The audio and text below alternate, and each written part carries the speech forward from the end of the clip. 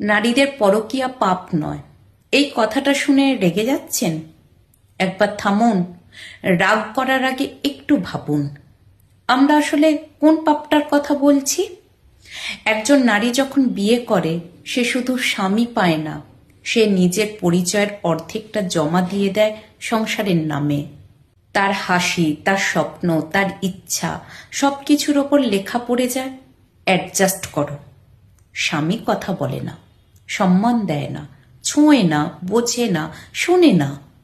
বছরের পর বছর একজন নারী থাকে একা, একই ঘরে থেকেও মানসিকভাবে পরিত্যক্ত। কিন্তু সমাজ তখনও বলে, স্বামী আছে তো, এত নাটক কিসের? ঠিক তখনই জীবনে হঠাৎ কেউ একজন আসে, যে শোনে, যে দেখে, যে বলে তুমি মানুষ, বোঝা নও। এটাকে আমরা কি বলি? পরকীয়া, পাপ, চরিত্রহীনতা। অথচ স্বামী যখন দিনের পর দিন স্ত্রীকে অবহেলা করে, মানসিকভাবে নিঃস্ব করে, তখন সেটা আমরা বলি ছেলেরা এমনই হয়। স্বামী যখন বাইরে সম্পর্ক রাখে, তখন সেটা ভুল, স্লিপ, স্বাভাবিক। কিন্তু একজন নারী যদি নিজের মরতে বসা আত্মাটাকে বাঁচাতে কারোর সঙ্গে কথা বলে, কেউ যদি তাকে আবার মানুষ মনে করায়, তখনই সে হয়ে যায় অপরাধী।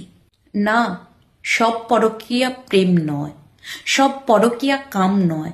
কিছু পরকীয়া হলো একটু সম্মানের খোঁজ, একটু ভালোবাসার শ্বাস, একটু আমি আছি শোনার তীব্র প্রয়োজন।